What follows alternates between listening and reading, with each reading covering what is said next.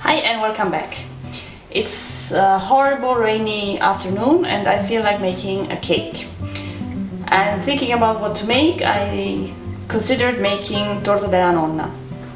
This is a fairly famous cake in Italy, and children usually know this cake because it reminds them of their grandmas, even though the name Torta della Nonna, which translates to cake of grandma or grandma's cake, has nothing to do with grandmas. It's just a random name that was given to the cake when it was first made.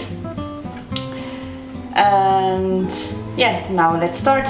For Torta della Nonna you need once the pie dough and once the cream. For the pie dough you need 450 grams flour, 160 grams sugar, 200 grams of butter and 2 eggs.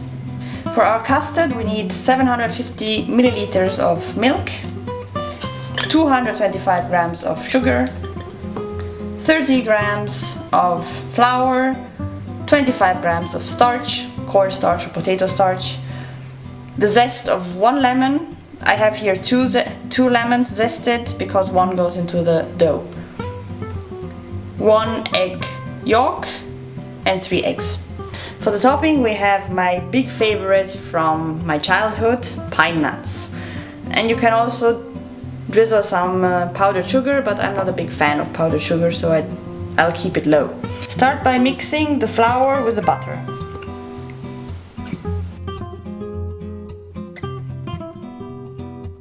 When it gets a sand-like consistency, add the sugar and the eggs.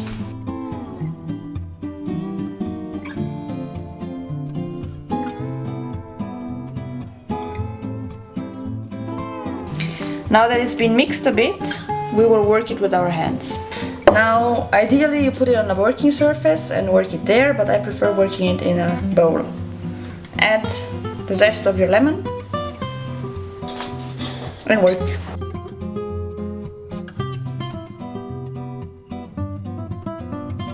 Patience pays off. Now we have a nice ball of dough, which we'll put into the fridge for approximately 30 minutes. Wrap it in plastic and into the fridge we go. Now pour the milk in a pot and add the lemon zest and bring it almost to a boil. It shouldn't be boiling, but it should be heated up quite well. So use a very low fire. Now in a bowl pour the sugar, the egg yolk, come on, the eggs,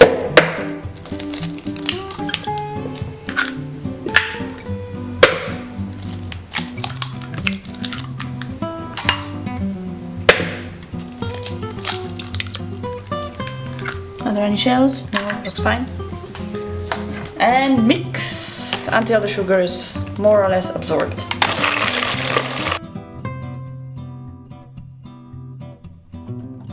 Now remove the milk from the heat and let it cool down a bit. Let's add the starch and the flour.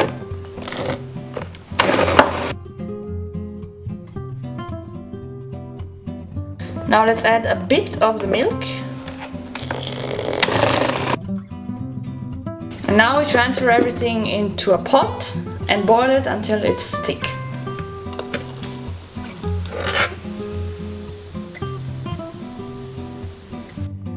This will take a while, so see you in a bit.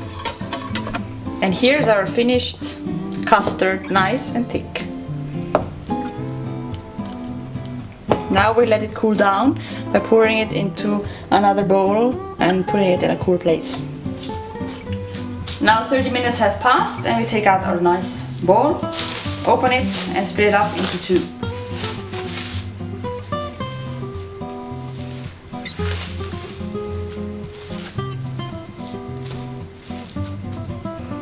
This will be our bottom and this will be our top.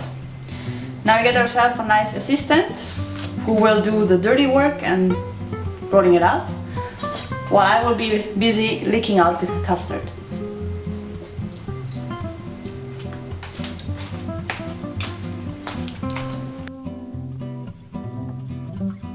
Remember to make borders on the sides for your custard and a couple of holes with a fork so that the dough won't bloat when you cook it. Now pour in the custard.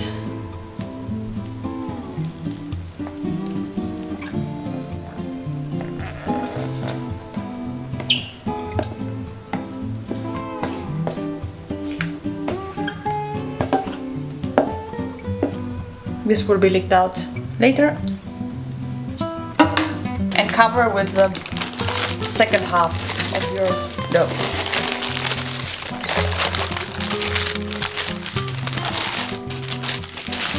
Try not to make a huge mess.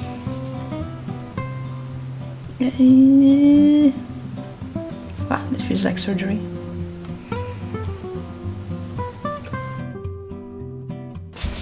Practice some more incisions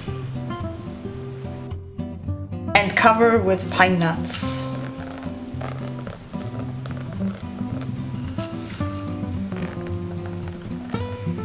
When I was a kid, I preferred the pine nuts to the whole cake, so I used to eat only the pine nuts and leave the cake.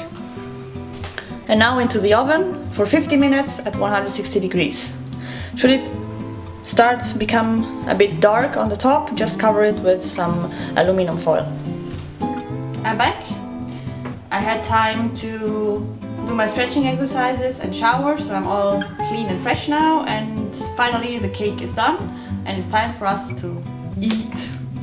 Here's our finished cake. I let it cool down for a bit and put on just enough powdered sugar because I really don't like it.